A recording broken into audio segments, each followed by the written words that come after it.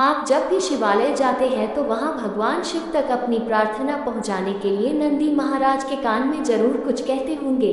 लेकिन क्या आपने कभी सोचा है कि नंदी महाराज पर ही भगवान शिव क्यों विराजते हैं? भगवान शिव को नंदी इतने प्रिय क्यों हैं? यदि नहीं तो चलिए हम आपको बताते हैं। दरअसल इसके पीछे कई कथाएं प्रचलित हैं। चलिए जानते हैं कौन सी है वे कथाएं। शिव की तरह है नंदी का स्वभाव। भगवान को भोलेनाथ यूं ही नहीं कहा जाता है। कहते हैं एक लोटा जल हर समस्या का हल। भगवान शिव को लेकर कहा जाता है कि ये अपने नाम की तरह बिल्कुल भोले हैं। वे जरा सी भक्ति से ही प्रसन्न हो जाते हैं। साथ ही उनके क्रोध से भी कोई नहीं बच सकता। देवों के देव महादेव हैं। सबसे शक्तिशाली देवों में उनकी गिनती है। इसी तरह नंदी के स्वभाव के बारे में कहा जाता है कि वे भी बेहद आसानी से प्रसन्न हो जाते हैं, लेकिन उनके क्रोध के बारे में पूरी दुनिया परिचित है। कहा गया जैसे शिव भोल भाले वाले देवता है, वैसे ही उनका वाहन नंदी है। बैल का स्वभाव भी शिव की तरह है। बैल की शक्ति और ताकत का आप अंदाजा नहीं लगा सकते। बैल में जितनी आस्था और भरोसा देखा जाता है, उसका गुस्सा भी उतना ही भयावह है।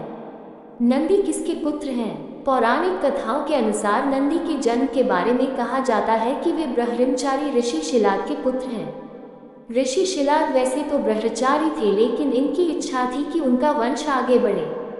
जिसके बाद शिलाद ऋषि के मन में एक बच्चा गोद लेने का विचार आया। बच्चा गोद लेने का विचार तो बना लिया, पर वे चाहते थे कि वे ऐसा बच्चा गोद लें जिस पर भगवान शिव की असीम कृपा रहे। जिसके बाद वे घोर तपस्या में लीन हो गए। भगवान शिव ने ब्रह्मचारी ऋषि शिलाद को दिया था वरदान। काफी लंबे समय तक कठोर और लंबी तप के बाद आखिर भगवान शिव प्रसन्न हुए और उन्होंने ऋषि शिलाद को साक्षात दर्शन देकर बोले, मैं आपकी तपस्या से प्रसन्न हूँ। भगवान शिव ने शिलाद ऋषि से कहा, मांगो, क्या वर मानना चाहते हो? ऋषि शिलाद ने अपनी इच्छा और कामना भगवान शिव की समक्ष रखी। भगवान शिव ने शिलाद को पुत्र का आशीर्वाद देकर कहा, तथास्तु। जिसके बाद वे नंदी को अपने साथ अपने घर ले आए और उसका लालन पालन करने लगे। देखते देखते नंदी बड़ा हो गया। नंदी ने अपने पिता से कहा, आपने मुझे स्वयं भगवान शिव के आशीर्वाद से पाया है, तो मेरे इस जीवन की रक्षा भी भगवान शिव ही करेंगे। नंदी ने भी भगवान शिव को प्रसन्न करने के लिए कठोर तप किए। अपने पिता की तरह ही नंदी ने भी भगवान शिव को प्रसन्न करने के लिए कठोर तप किया। फलस्वरूप भगवान शिव प्रसन्न हुए और नंदी को बैल का मुख देकर अपना सबसे प्रिय और वाहक बनाया। इस प्रकार नंदी भगवान शिव के सबसे प्रिय वाहन बने और समाज में उन्हें पूजनीय स्थान भी मिला।